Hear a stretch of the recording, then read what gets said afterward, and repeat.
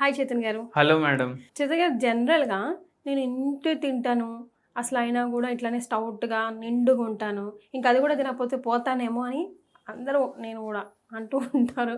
మనం వింటూ ఉంటాం. బట్ ఎందుకు నిజంగా రైస్ క్వాంటిటీ తక్కువ చేసి వెజిటబుల్స్ ఎక్కువ తిన్నా గూడా ఎవ్వడు అయ్యో పాపం అనరు. వై? ఒకసారి ఏమైంది, ఒక పేషెంట్ నాకు ఇట్లనే అడిగినరు. అయితే మనం ఏం చెప్పినామంటే వెజిటేబుల్ కంటెంట్ ఎక్కువ తినండి. వెజిటేబుల్ కంటెంట్ ఎక్కువ తిని మీరు రైస్ కంటెంట్ కానీ రొట్టెల కంటెంట్ కానీ జర తక్కువ చేయండి అన్నాం. అంటే మనం జనరల్‌గా ఆపోజిట్ చేస్తాం. అంతే కదా, రైస్ ఎక్కువ తిని కొంచెం కర్రీ తింటాం.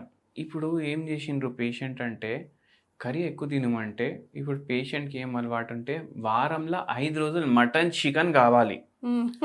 అయితే నెక్స్ట్ విజిట్లో వచ్చిండ్రు 2 నెలల తర్వాత, డాక్టర్ గారు మీరు చెప్పినట్టే మేము కర్రీ ఇంత ఇంత వేసుకున్నాము అండ్ రొట్టె ఇంకా రైస్ తక్కువ చేసినాం, ఏం కర్రీలు తిన్నారండి అనేసి అడిగితే, ఏముంది సార్ చికెన్ ఎక్కువ తింటాం, మటన్ ఎక్కువ తింటాం, ఏది వండుకున్నా దాంట్లో చికెన్ మటన్ వేస్తాం అనేసి అన్నారు. ఓకే. మళ్ళీ దాంట్లో అన్ని మసాలాలు వేస్తాం, నూనె వేస్తాం అంది. అరే నేను మొత్తం చెప్పిన కదా ఫ్రైడ్ ఫుడ్ తినొద్దు, నూనె ఎక్కువ తినొద్దు. అవును, ఫ్రై చేసి తింటలేం కదా, కుకింగ్లో నూనె ఎక్కువ వేస్తున్నాం అది ఇదని అన్నారు. అయితే మనం చెప్పినాం కాదండి, మీరు వండుకునే దాంట్లో కూడా నూనె తక్కువ వేయాలి.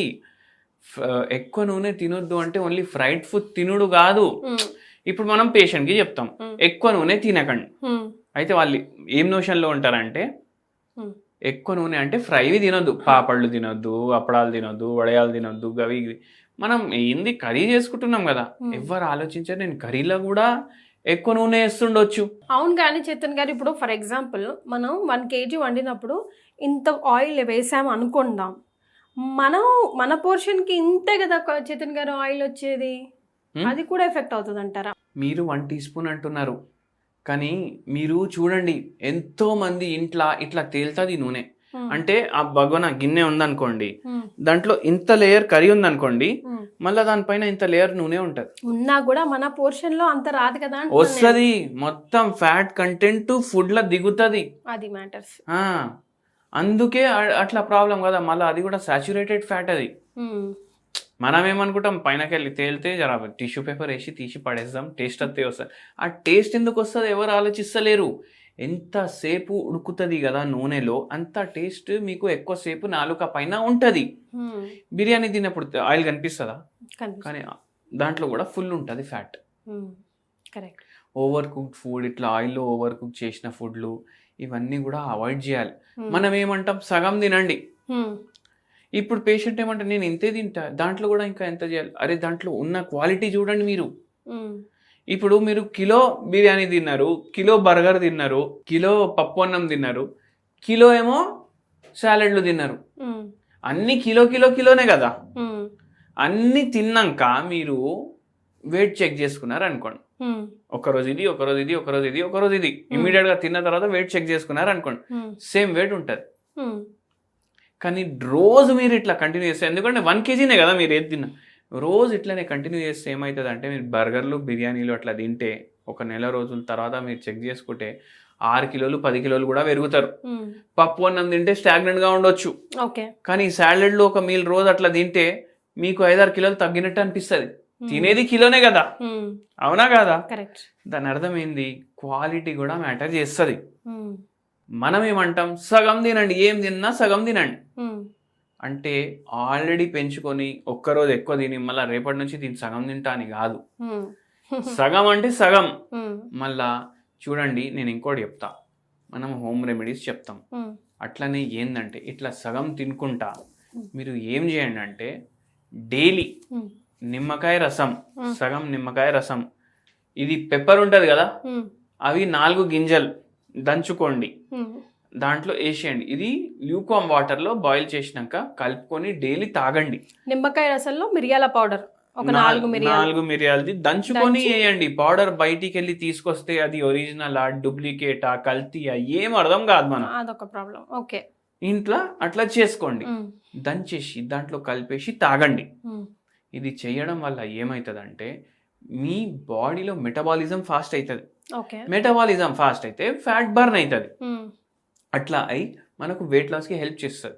మళ్ళీ పిప్రిన్ ఏదైతే ఉంటుంది కదా, పెప్పర్లో ఉంటుంది అది, అంటే మిరియాల పొడిలా అది ఉంటుంది పిప్రిన్ అనేది.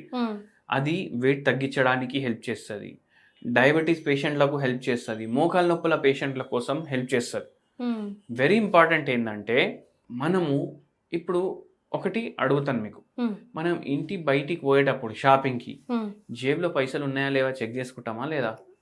ఎందుకు? అక్కడ పోతే కొననీకి రాదు పైసలు లేకపోతే. అవునండి. అంటే ఏంది, ఆర్థికంగా మనం మంచిగా ఉంటేనే అది కొంటాం వస్తువు పోయేది షాపింగ్కి. అట్లనే మనం హెల్త్ గురించి ఆలోచించి ఇయర్లీ ఒకసారి మన బాడీలో అన్ని చక్కగా ఉన్నాయా లేవా అని ఎందుకు చెక్ చేసుకోం? హెల్త్ చెకప్ మస్ట్ అంటారు. హెల్త్ చెకప్ చేయించుకోవాలి. మనకి ఏముంది లోపం, అచ్చా మీరు ఇంతే తింటున్నారు అయినా తగ్గట్లేదు, మీకు షుగర్ వ్యాధి ఉండొచ్చు, ఏదో హార్మోన్ ప్రాబ్లం ఉండొచ్చు, పీసీఓడి ఉండొచ్చు, ఫైబ్రాయిడ్ ఇన్ యూట్రస్ ఉండొచ్చు, స్లీప్ డిజార్డర్ తోటి ఏమైనా ఇష్యూస్ ఉండొచ్చు. మళ్ళీ ఇంకోటి, ఇప్పుడు నేను ఈ హోమ్ రెమెడీ చెప్పినా కదా, అందరు ఏం చేస్తారు, ఇంకేంది డాక్టర్ గారు చెప్పారు కదా హోమ్ రెమెడీ, రోజు ఆయన ఒక్కసారి తాగుతున్నాడు కదా 4 సార్లు తాగుదాం, ఆయన ఒక్కసారి తాగమంటే 4 సార్లు తాగుదాం, నెలలో 5 కిలోలు తగ్గేది వారంలో 5 కిలోలు తగ్గుదాం. మళ్ళీ తినేది నడుస్తూనే ఉంటుంది, తాగేది నడుస్తూనే ఉంటుంది, చెడ్డ అలవాట్లన్నీ నడుస్తూనే ఉంటాయి. ఎడికెళ్ళి తగ్గుతాడు మనిషి? అంటే కూర్చొని నేను బర్గర్ తినాలి, నైట్ బిర్యానీ తినాలి, ఇది 4 సార్లు తాగితే నేను వెయిట్ తగ్గాలి అంటే కాదు పని. రోజు 1 గంట నడవండి, మీకు ఏది వేరే ప్రాబ్లం లేకపోతే.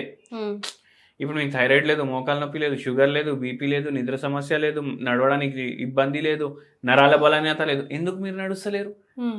అవునా కదా?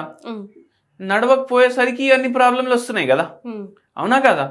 అయితే ఆ పని చేయాలి, రోజు ఫిజికల్ యాక్టివిటీ చేసుకోవాలి, టైంకి పడుకోవాలి, టైంకి లేవాలి. సో హోమియోపతి వెయిట్ లాస్కి ఎంతవరకు హెల్ప్ చేస్తుందండి? ఇప్పుడు చూడండి, థైరాయిడ్ వ్యాధి ఉంది, ఈయన ఎంత తపన పడినా కరెక్ట్గా తిన్నా ఏం తిన్నా వెయిట్ తగ్గుతలేదు.